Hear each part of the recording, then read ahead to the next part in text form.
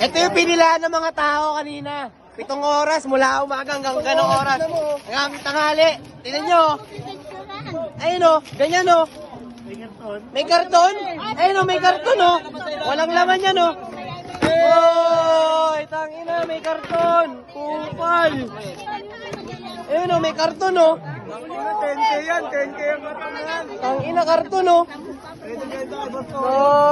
Yan yung mga uri ng tao na hindi mo dapat tulungan. Una, ang ina mo, iskwami ka. Wala kang trabaho, squatter ka, nasunugan ka. Isa kang kupal na umaahanap sa gobyerno. Putang ina mo, wala kang pinag-aralan, bobo ka. Tapos sasabihin mo, Kanton, putang ina mo, ako namimigay ako ng ganyan, ha? Naglalaki ka na kami ng karton sa ilalim para hindi gumalaw. Putang ina mo, kasi pinakapatong-patong yan eh. Kunyari, ito yung karke, ilalagay ko ng mga to. Yan, maglalagay kami ng kung ano-ano, mga gilataw, kung ano-ano, yan. Pag nalagay mo yan, aanog-anog yan. Ayun no? Kahit punuin mo yan, aanog yan kasi hindi pantay. Kailangan may kumantay. Bobo ka, putang ina ka. Putang ina mo, ninutunuan na nga kayo. Nakigutom na kayo. Putang ina nyo, trabaho yan ng mayor nyo o ng mga congressman nyo, gago kayo. Pag ina mo, sisiraan nyo kayong nabigay.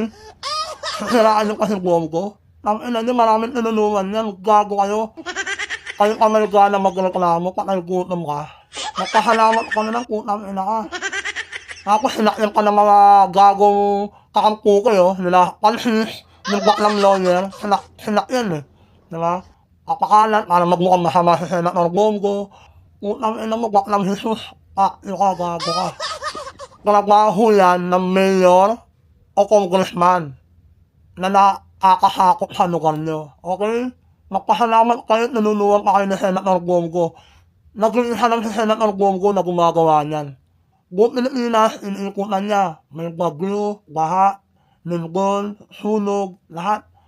Lahat ginagawa ni Senator Bongo. Tapos itong pakigutom na to, reklamo. Tapos sinakyan ng mga kakampukin na bobo. Inutin, pakigutom, bayaran. Kagaya ni Jesus Francis, na baklang Jesus, na lawyer, pero walang nahawakang kaso. Putang ina mo, bakla. Gago ka. Ito ka, oh.